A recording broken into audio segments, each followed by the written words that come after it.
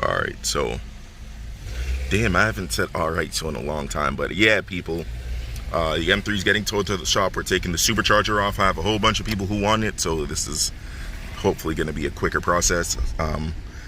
I'm in my friend's car right now, thanks to her. She's asleep right now. She was supposed to come and then like see the shop and everything like that, but yeah, she's tired because we were out super late. So yeah, but we're out here. Damn, this thing is nice. Damn, this thing is nice. But yeah, so car's going to the shop. We're gonna take the supercharger off, but we're not gonna put the car back together right away. We're gonna figure out what is wrong with the car first, and then after we do that, I'm gonna see what all needs to get fixed. I'm gonna put this car to perfect, not perfect because that's a force, but I'm gonna put this car to like good condition, perfect driving condition. I'm gonna buy a daily with most likely a 740i, and then after I do that, I'm just gonna get parts for it and have the car sit. I'll probably even take it off insurance and just drive the 7. But yeah, so it's probably what we're gonna, well, that is what we're gonna do. And then once this car is back to my standard, then we'll be all set. But yeah, we're doing a complete change of like what I want with this car, but I'm not too sure which direction I want to go, whether that be the G2 supercharger, which is like the full race, like full send supercharger, or the Harp supercharger, and make this thing more of like a more streetable. It's not like the G2's not streetable, but yeah. And then the other thing I was thinking is turboing this. Like I have been seeing people do turbo kits, like single turbos and everything like that. I could, because John's gonna start doing fabrication and everything like that, so I'm thinking like maybe I could have this be like one of his fabrication projects, and what do you call it, have him make me a custom turbo kit when he does his 135i. So that is also another thing, because people don't really turbo these and people also don't really tune them. So yeah, what I could do is we could get that done, and maybe he could even like use the car to like make a jig and everything like that, and like actually make turbo kits for these once he actually does that. But he's not going to be doing fabrication stuff for a while, so it's not yet. But this is just thoughts for future plans, because after driving this for a while supercharged, I realized that I like turbo cars better, like the Skyline. But like if I could get a turbo car that spools like way sooner, like something like this, because it's such a big displacement engine, we could get the turbo light to be next to nothing. That would be pretty sick. But yeah, like yeah, it would be pretty cool to have a turbo M3. But yeah, I don't know, I really have no idea what I want to do with the car. At the moment, I'm just gonna get it to a good driving point, drive the car around for a while, get a daily, start doing the 7 series build, and start doing the what is the thing called, the most like hopefully a GL 550, but I'm most likely just gonna get a GL 450 and set that up for rent, and we'll have a video on that and what I'll be doing with it. I have mentioned it in other videos, so you guys go check it out. But yeah, there's a lot for us to do, so I'll get to you guys next clip.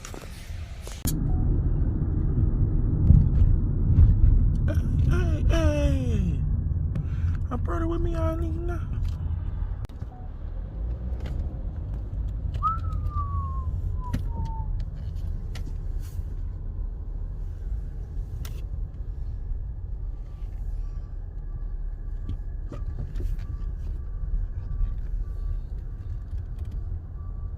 Okay, so the car's here at the shop.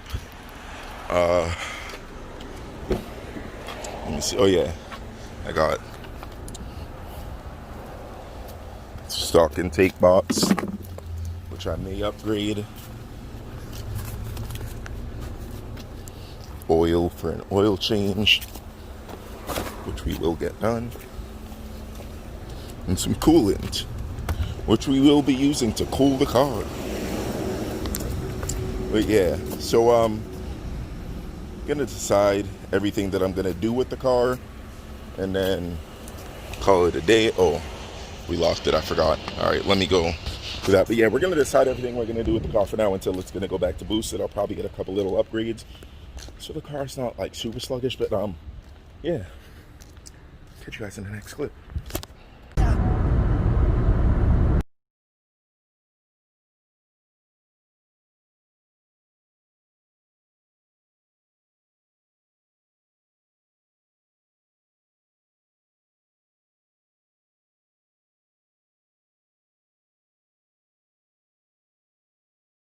Alright, so I'm going to be making some salmon cakes or salmon sliders if you put them in some bread. The suggested bread is King's Hawaiian buns, but I don't have any, so today it's just going to be some salmon cakes. I'll show you guys a picture of what it was before this, but yeah. The easiest one to use is the Bumblebee skinless and boneless red salmon. Boom. Strain it out. Take it out the container, put it in here, put your seasoning.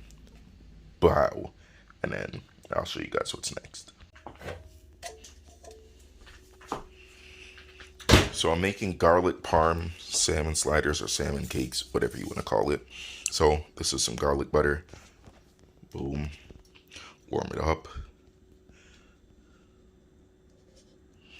This is all going to get mixed in and stuff like that because you're going to have to like toss it. But yeah, I'm actually going to do this with a little bit of a twist this time because I've made it a couple times so far. But I've never made it in the way that I've been thinking of today. So that's what we're going to do. When I do stuff like this, I like to use gloves because I don't like my hands smelling like swim around. Because, you know, bad man no deal with no type of fish. We know any of them things. So I swim around it, Kyle. Alright, so for the breading, panko seasoned. Boom. Light. And if you're only making 2 containers, you don't have to put too much. Parmesan cheese. Again, since we're only making a little, don't have to put too much. And some flour. Hold on. Boom. Some flour. And again, I eyeball everything. I'm not the type of person to use like measuring cups and stuff like that. I just do what I do, you know, because I'm a professional. Ooh. Put 2 eggs in a bowl and whip it. You also can season it if you want. That's what I do, and that's what I'm going to do. So give me a second. Garlic powder, onion powder, white pepper, and sriracha powder. And also you don't want it to splash, so yeah.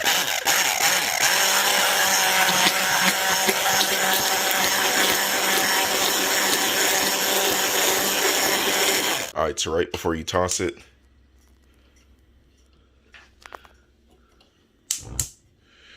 this is where you start to heat your oil. And now you toss it up. But what I'm going to do is add some little bit of teriyaki sauce in there for the coloring and the flavor. So yeah. So I have a lot left over, like of the egg and the breading. So I'm probably gonna make more later because this is only 4. So this is gonna be like for what I'm eating today. But later on, I'm most likely just gonna add another egg, add a little bit more batter, and then use just the last 3 of these containers and make the rest, and then eat them tomorrow. But yeah, I'll be getting back to you guys once this thing cooks a little more, so catch you in a second. And be cautious with this kind because the red salmon is like really soft, so it's kind of hard to flip. The pink one's a little bit more dense and it compresses easier. So like unless you do the method in where you put the sliders in the bag and like mush it together, then it's going to be a little bit hard to stake. But yeah, I mean, it's going pretty good so far. I couldn't record like me actually make them into the balls and everything like that, but it's self-explanatory. So yeah, for the sauce, ranch and orange.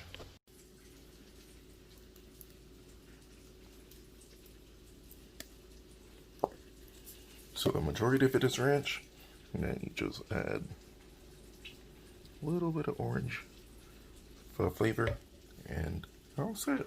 Boom. So there's the one that I'm going to eat right now, and here's the other 3 that I'm about to wrap up. So there you go. And funny thing, later in the video, I'm actually going to go grab some King's Hawaiian buns. I'll probably eat 2 now, and then the other 2 will be made into 2 or 3 sliders each.